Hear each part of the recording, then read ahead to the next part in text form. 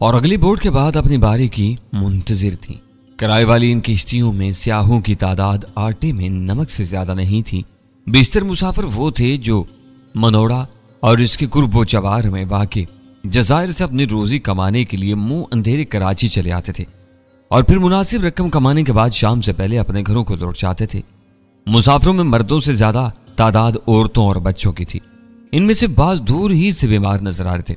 चाहे दिन बीमारों को समंदर में घिरी हुई अपनी आबादियों में इलाज मुआलजे की ज्यादा सहूलतें मुयस्सर नहीं थी, जिसकी वजह से बीमारों को कराची लाना और ले जाना नागुज़िर था। समंदर का सीना चीरकर अपनी रोजी कमाने वाले मछेरों और मल्लाहों की वो नस्लें सदियों से यूं ही रहती बसती चली आ रही थी। कराची की पुरशिकू अमारतों और पुरहजूम बाजारों को देखकर भी इन गरीबों की जुबान पर कोई शिकवा नहीं आता था। वो अपनी अपनी किस्मतों पर शाकिर रहने के आदी थे। ईमान की मजबूती और दुनिया की रंगीनियों से बेनियाजी का एहसास दर हकीकत ऐसे ही साबिर और शाकिर चेहरों को देखकर तकवीयत पकड़ता है। मेरे लिए वो तमाशा नया नहीं था। मैं पहले भी इस तरफ आता रहा था और मैंने इस छोटे से घाट पर नई और पुरानी कदरों का ऐसा इम्तिजाज देखा था जो दिलों को सुकून और रूह को बालीदगी अता करता है। मैं अपने गिरदोपेश से लुत्फ अंदोज होता हुआ दाहिनी तरफ चल दिया, जहां पानी की लहरों पर प्राइवेट किश्तियां हलकोरे ले रही थीं। हमें इस तरफ आता देखकर कई चेहरों पर उम्मीद के दिए रोशन हो गए थे। हमने एक आदमी से बात की, उसने हमें इशारे से सफेद रंग की एक साफ सुथरी मोटर बोट दिखाई जिस पर छोटा सा कैबिन भी बना हुआ था। उसने एक तवील चक्कर के 400 रुपए तलब किए। उसकी मस्कीनी और शराफत को देखते हुए मेरा दिल न चाहा कि उससे मोल तोल करूं, मगर खुद को हर किस्म के शकूक व शुबहात से बाला रखने के लिए ऐसी गुफ्तगू जरूरी थी। वो 350 रुपए में हमें समंदर की सैर करवाने पर रजामंद हो गया था। सौदा हो जाने के बाद पता चला कि सफेद मोटर बोट उसकी नहीं थी। वो घाट पर मुसाफिरों को घेर घार कर बोट वाले से अपना मुआवजा लेता था। बोट का 2 नफरी अमला उसके मालिक और उसके नोखेज बेटे पर मुश्तमिल था। इन दोनों ने हमें सीढ़ियों से अपनी बोट तक पहुंचने में काफी मदद दी, क्योंकि दरमियान में दूसरी बहुत सी किश्तियां हायल थीं और पानी के मद्दो जजर के साथ बुरी तरह हिल रही थीं। इन्हें हटाए बगैर सफेद बोट को सीढ़ियों तक लाना मुमकिन नहीं था। गाहक मिल जाने पर हमारी बोट के नाखुदा का सीना कदरे तन गया था। दूसरी किश्तियों पर खड़े हुए मल्लाह और नाखुदा उसे रश्क और रकाबत की मिली जुली नजरों से देख रहे थे। बाप बेटे ने साफ नशिस्तों को मजीद रगड़कर अदब और एहतराम से हमें बिठाया। फिर मुअम्मर नाखुदा ने व्हील पर जाकर इंजन स्टार्ट कर दिया। नोखेज लड़के ने बराबर वाली किश्ती के बांध से बंधा हुआ रस्सा खोलकर समेटा और फिर बोट आहिस्ता आहिस्ता घूमकर घाट से दूर होने लगी। किश्ती के पीछे पानी में एक सफेद सी लहरियेदार लकीर बनती जा रही थी। हम 2 आदमियों के लिए वो मोटर बोट काफी बड़ी थी। बोट चैनल से बाहर निकली तो दाहिनी तरफ बर्थों पर लंगर अंदाज माल बरदार जहाजों की कितारें नजर आई। भांत भांत के परचमों और खुशनुमार रंगों वाले जहाजों की वो भीड़ बहुत दिलकश थी। मोटर बोट की रफ्तार आहिस्ता आहिस्ता बढ़ रही थी, मगर सामने खुला समंदर होने की वजह से वो मनाजर एक ही जगह थमे हुए महसूस हो रहे थे। कराची की बंदरगाह की अप्रोच से बाहर पाइपों और बड़े बड़े वाल्वों से लैस पुख्ता आयल जेटी हमारे बाएं हाथ पर थी। खुर्दनी और दीगर अकसाम का तेल लाने वाले छोटे जहाजों से सुपर टैंकर तक बंदरगाह में दाखिल हुए बगैर सारा तेल तवील पाइपों के जरिए साहिली टैंकों में मुंतकिल कर सकते थे। बाजाहिर में इन नज़ारों में डूबा हुआ था, मगर मेरी नजरें बाप बेटे पर मरकूज थी। इस वक्त तक वो दोनों ही मसरूफ थे। जो ही मोटर बोट खुले समंदर में आई, मुअम्मर मल्लाह ने व्हील अपने बेटे के हवाले किया और खुद हमारे पास आ खड़ा हुआ। उसकी उम्र बहुत ज्यादा नहीं थी, लेकिन पुख्ता रंग की जिल्द पर बेशुमार लकीरों की सूरत में तजर्बे की तहरीर नुमाया थी। निगाहें चार होने पर वो दोस्ताना अंदाज में मुस्कुराया तो उसका सफेद दांत मोतियों की तरह कितारों की तरह चमकने लगे। साहब, ये जर्मनी का जहाज है, वह फ्रेंची लोग का कंटेनर शिप है जो परसों आया है। उसने दाहिनी तरफ इशारा करके हमें बताना शुरू किया, मगर मैंने उसकी बात काट दी। खड़े क्यों हो, यहाँ हमारे पास बैठ जाओ। मेरी पेशकश पर वो हमारे सामने वाली सीट के एक किनारे पर मुआज़त खाना अंदाज में टिक गया। इधर समंदर में लोग डरता है, बोलता है बोट बच्चा लोग को मत दो। वो कहने लगा, तुम दिलेर लोग हैं, हमारा बेटा फर्स्ट क्लास बोट चलाता है, इसका एंटी कार्ड बनेगा तो इसे भी लेंस मिल जाएगा। तुम्हारा बच्चा पढ़ने जाता है? गुफ्तगू को हमदर्दाना निजी रंग देने की खातिर मैंने पूछा, हालांकि वो लाइसेंस को लेंस बोल रहा था। उसके होठों से मुस्कुराहट मालूम होगी। उसने उदासी से कहा, कैसे पढ़ेगा, हमने ये मोटर बोट किस्तों पर खरीदा है, रोजी मिले या ना मिले किस्त देना पड़ता है।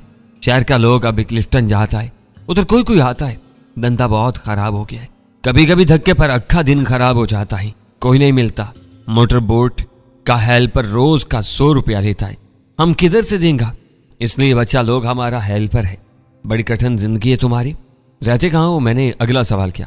उधर, उसे शुमाल मगरिब की तरफ समंदर में नजर आने वाले आसार की तरफ इशारा करते हुए बताया। भट्ट आइलैंड पर हम लोग का घर है। रोज मोटर बोट धक्के पर बांध कर रात 12 बजे वाली लाइन से हम लोग घर जाता है। सुबह फिर वापस आना पड़ता है। अपने बोट में घर नहीं जाते? सुल्तान शाह ने हैरत से पूछा। डीजल बहुत जलता है साहब, उसने मासूमाना बेचारगी से कहा। लाख 4 रुपए किराया लेता है। खुदा का शुक्र है हमारा सब लोग भूखा उठता है मगर भूखा नहीं सोता, गुजारा हो जाता है। भट्ट आइलैंड पर रहने वालों का यही हाल होगा। मैंने कहा अरे नहीं साहब, वो बुरा मान कर बोला। उधर पैसे वाला लोग भी रहता है। अपना हाजी दिलमुराद आज तिजोरी खोले तो सारा कराची खरीद लेगा। अपना अपना नसीब है साहब। मोटर बोट का केस उतरेगा तो हमारा भी दिन बदलेगा। समंदर से मोटर बोट में बहुत सामान कराची आता है। जहाज बाहर लंगर डाल के माल नीचे हरिया कर देता है। इसमें बहुत पैसा है मगर किस्त वाला लांच उधर नहीं जा सकता। काम की बात निकल आई थी। मुझे याद था कि कमांडर सईद ने हाजी दिलमुराद को किसी जजीरे का मालिक बताया था मगर हमारी बोट का नाखुदा उसे भट्ट आइलैंड का अब्बासी बता रहा था। मैंने सोचा कि शायद वो दिलमुराद की अमारत की वजह से उसे अपना कर भट्ट आइलैंड की इज्जत में इजाफा करना चाह रहा है। मैंने अनजान बनकर सवाल किया, हाजी दिलमुराद तुम्हारे जजीरे पर ही रहता है? इधर किधर रहेगा जी? उसका घर में शीशे का जमीन है, अंदर रंगारंग बत्ती जलता है और जब पानी चढ़ता है तो उधर भी बहता है। शहर का लोग उतर जाकर पागल हो जाता है। वो गरीबों की मदद नहीं करता? मैंने हैरत से पूछा। किस किस का मदद करेगा? हर लड़की का शादी पर 5,000 रुपया देता है। हमारे साथ 10 दूसरा लोग को भी उसे मोटर बोट दिलाया। अभी वो और क्या करेगा? मैं उससे हाजी दिलमुराद और उसकी पुरस्कार मसरूफियात के बारे में बहुत सी बातें करनी चाह रहा था लेकिन वो अंदर से इतना दुखी था कि दूसरों के बारे में ज्यादा सोचने या बोलने का आदी नहीं था। वो दिलमुराद के बारे में एक आध फिक्रा बोलकर फुर्ती से पटड़ी बदल लेता था। मेरे बार बार टोकने से उसे मेरी नीयत पर शुबा हो सकता था, इसलिए मैंने चंद नाकाम कोशिशों के बाद उसे उसके हाल पर छोड़ दिया। रफ्ता रफ्ता बात सुल्तान शाह की समझ में आ गई थी कि मैं इधर क्यों आया था। बातों ही बातों में उसने नाखुदा से दिलमुराद का तहय्युर खेज मकान देखने की ख्वाहिश का इजहार किया तो उसे फौरन ही अपनी जवाबी शराइत पेश करती, जिनमें 100 रुपए का इजाफी मुआवजा सर फहरिस्त था। दूसरी शराइत यह थी कि हाजी दिलमुराद के घर में हर कस्सो नाकस का दाखिला मुमकिन नहीं था, इसलिए वो जजीरे का चक्कर काट कर दूर से इसका शानदार मकान दिखा सकता था। हमें दूरबीन या कैमरे से उसके घर का जायजा लेने या तस्वीर बनाने की इजाजत नहीं थी। हमारे पास दूरबीन या कैमरे का वजूद नहीं था। सुल्तान शाह मुआवजे पर उससे उलझता रहा। आखिर 50 रुपए में बात बन गई और वो अपने बेटे को हटाकर खुद व्हील पर चमका। उसका बेटा हमारी तरफ आने के बजाय मोटरबोट के पैंदे में जमा हो जाने वाला वो पानी बाहर फेंकने में मसरूफ हो गया जो ऊंची लहरों की बौछार से अंदर आ रहा था। मोटरबोट के इंजन की गुर्राहट तेज होती चली गई। ऐसा मालूम हो रहा था जैसे हमारा नाखुदा अपनी किश्ती को स्पीड बोट बनाने पर तुल गया हो। चाक उड़ाती हुई देव पैकर मौजों का सीना चीरकर हमारी मोटरबोट तेज रफ्तारी से रुख बदलती रही। वो बंदरगाह से दूर होकर भट्ट आइलैंड के आसार से करीब तर होती जा रही थी। वो बहुत तवील फासला नहीं था। चंद मिनट में हमारी मोटरबोट भट्ट आइलैंड के पसमानदा साहिल को मुतवाजी तोड़ रही थी और फिर किसी के कहे बगैर वो मकान हमारी नजरों में आ गया जो अपने वसत के एतबार से किसी हवेली से कम नहीं था। साहिल पर उसकी एक दीवार पानी में आगे तक बढ़ी हुई थी। साहिली महल्ले वकूअ की वजह से वो मकान जजीरे की दूसरी आबादी से बिल्कुल अलग होकर रह गया था। अपने रकबे के सिवा इसमें बाहर से कोई खसूसियत नजर नहीं आ रही थी क्योंकि वो आम घरों की तरह सपाट छत वाला एक मकान या एक मंजिला घर ही नजर आता था जिसकी बुलंदी कदरे ज्यादा थी। इस मकान के सामने से गुजरते हुए मुअम्मर नाखुदा ने गर्दन घुमाकर हमें वही बात बताई जो हम पहले से जान चुके थे।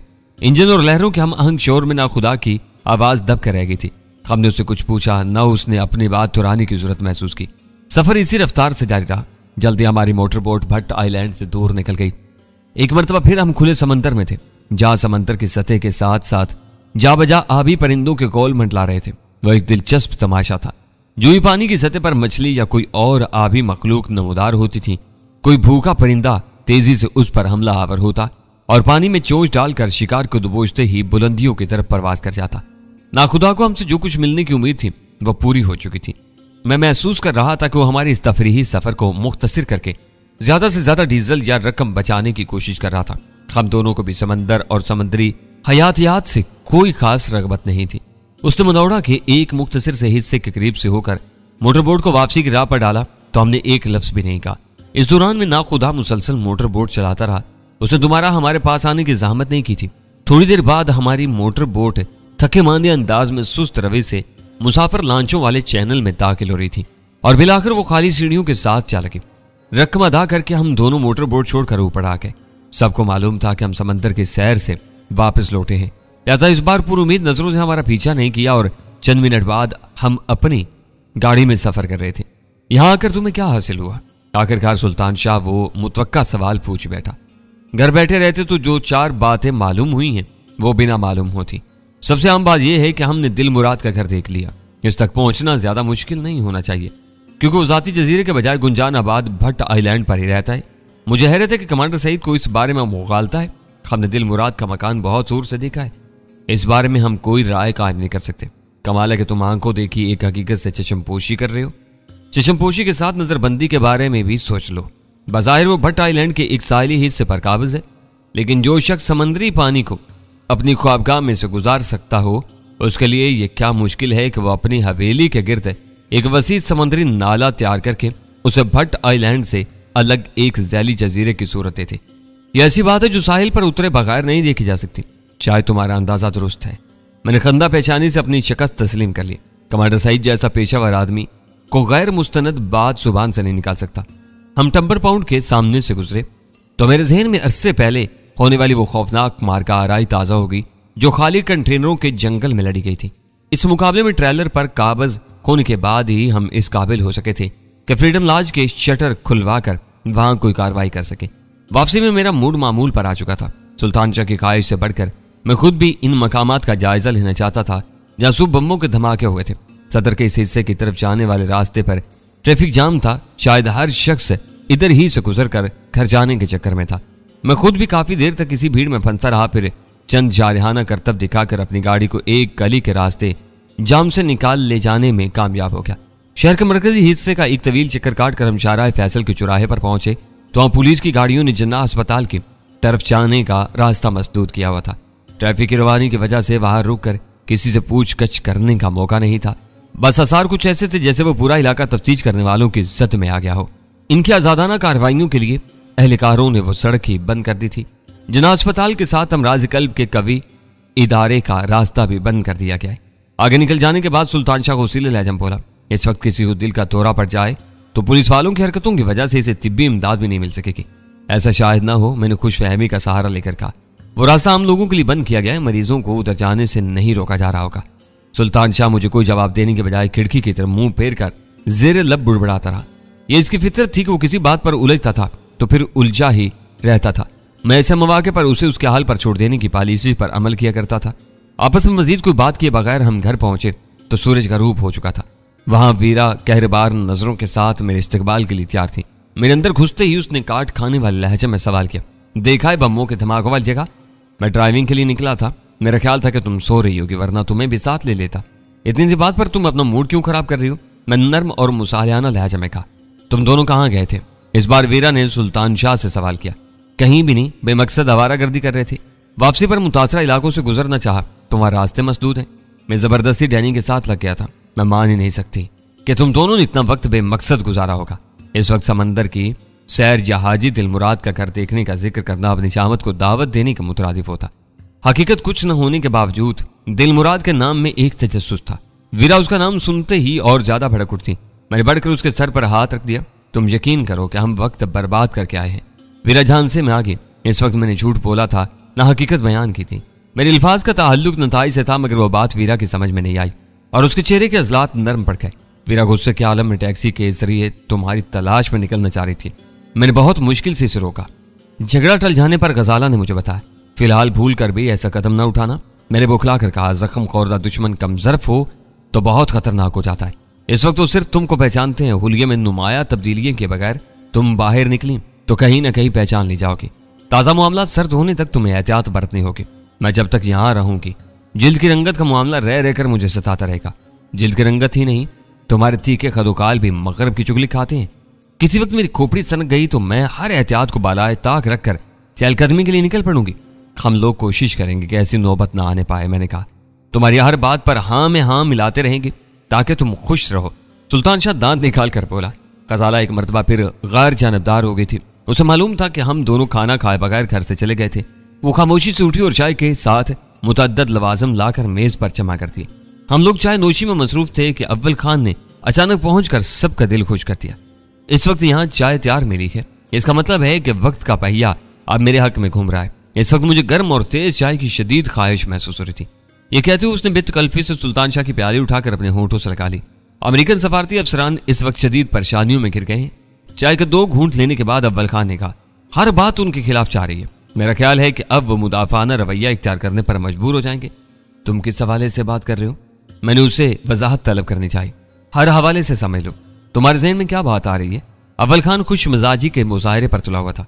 मैंने पलक झपकते में एक दूर अज़काज़ नुक्ता सोच कर कहा, क्या यह बात जॉर्ज के बारे में है? उन्होंने उसे बीमार करार देकर कड़ी निगरानी में महसूर किया हुआ है। इन्हें हदायत की गई है कि जॉर्ज के सेहतयाब होते ही वो इससे मुलाकात का बंदोबस्त करवाएं। अब वो खामोशी से उसे यहां से निकाल नहीं सकेंगे।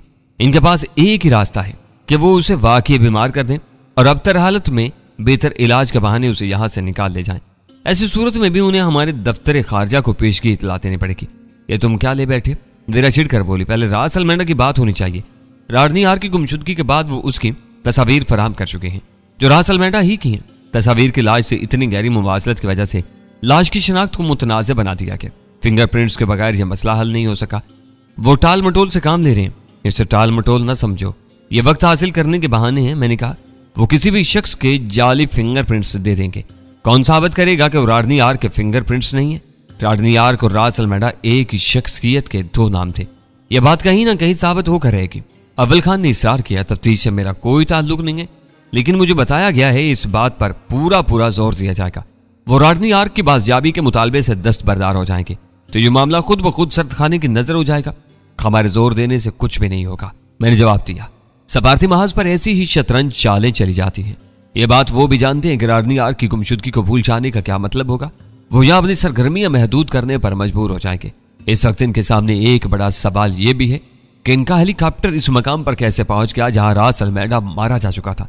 यह बहुत उलझी हुई बातें हैं। वो समझ रहे हैं कि इनका पूरा खेल बेनकाब हो चुका है। वो बोला, ये सब दिखावे की कागजी लड़ाइयां हैं। वीरा फैसला कुल लहजा में बोली, तुम्हें इनकी रग रग से वाकफियत हासिल हो चुकी है। वो तुम्हारे बारे में बहुत कुछ जानते हैं।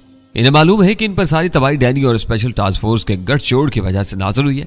वो इस इल्जाम को साबित नहीं कर सकते, इस वजह से खामोश है। काम की बात सिर्फ इतनी सी है कि वो यहाँ अपनी सरगर्मियां महदूद करने पर मजबूर हो जाएंगे। मगर मेरी एक बात कहीं लिख लो कि वो डैनी को माफ नहीं करेंगे। तुम्हारा यह फतवा तशवीशनाक है। गजाला ने कुर्सी पर पहलू बदल कर कहा, इसका सबब है? वीरा जोर देकर बोली, इदारों की लड़ाइयां मुद्दतों चलती हैं क्योंकि इनमें ओहदों का तसलसल होता है। अच्छे और बुरे अफसर आते जाते रहते हैं। इनकी वजह से महाजराई घटती बढ़ती रहती है। लेकिन फर्द सिर्फ अपनी जिंदगी तक लड़ सकता है।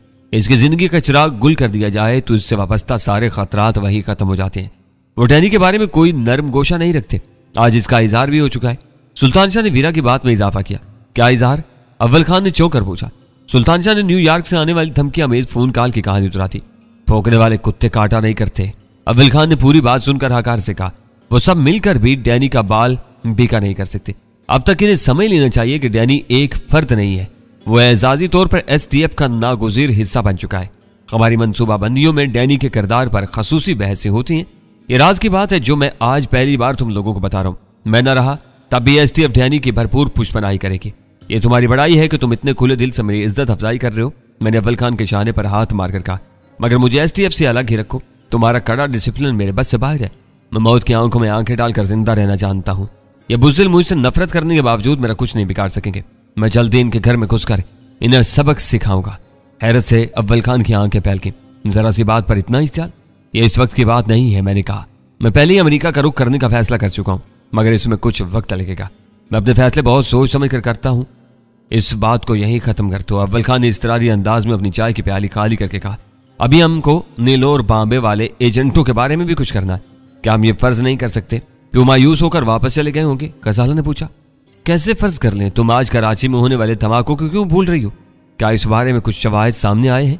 गजाला ने उससे जवाबी सवाल कर डाला। शवाहिद भी सामने आ जाएंगे, मगर मैं इनकी तारीख की रोशनी में सोचता हूँ। अव्वल खान ने तहम्मुल से कहा, पाकिस्तान में वो हमेशा बम्बों के धमाकों से अपनी मौजूदगी का ऐलान करते हैं। ये इनका मखसूस तरीका वारदात है। पिछले चंद बरसों से वो सिंध के अंदरूनी इलाकों से बढ़कर कराची में भी अमन व अमान का मसाइल पैदा करने लगे हैं। इनको किसी भी सूरत में नजरअंदाज नहीं किया जा सकता। इनके बारे में कमांडर सईद क्या कहता है, मैंने दरियाफ्त किया। अभी बात करता हूँ। वो वाल क्लाक पर निगाह डालकर बोला, वो 8-9 बजे तक अपने दफ्तर में रहता है, इस वक्त भी वहीं होगा। अव्वल खान ने वहीं बैठे बैठे कमांडर सईद का नंबर मिलाना शुरू कर दिया। मामूल के मराहिल के बाद वो लाइन पर आया तो आते ही शिकवा करने लगा कि उसके बार बार फोन करने पर भी अव्वल खान के घर से कोई जवाब नहीं मिल रहा था। अव्वल खान हंस पड़ा। स्टेशन 4 छोड़ने के साथ मेरे घर का निजाम भी गड़बड़ हो गया। बीवी बच्चे छुट्टियां होने की वजह से आज सुबह पेशावर के लिए रवाना हुए। मुझे तशवीश होने लगी कि क्योंकि अब मेरे पास तुम्हारा वही राब्ता था। गफूर भट्टी से मेरी बात हो गई है। वो सागा के हवाले से 2 मुश्तबा आदमियों की आमद की कहानी सुना रहा है। वो कौन है और आजकल कहाँ हो सकते हैं? अव्वल खान वो खबर सुनते ही जोश में आ गया। ये सब इसे नहीं मालूम। कमांडर सईद का जवाब हौसला शिकन था। इब्तिदा में वो एक लफ्ज भी नहीं बता सका था। इस रास्तों से इतने लोग आते जाते हैं कि इनके बारे में कुछ याद रखना नामुमकिन है।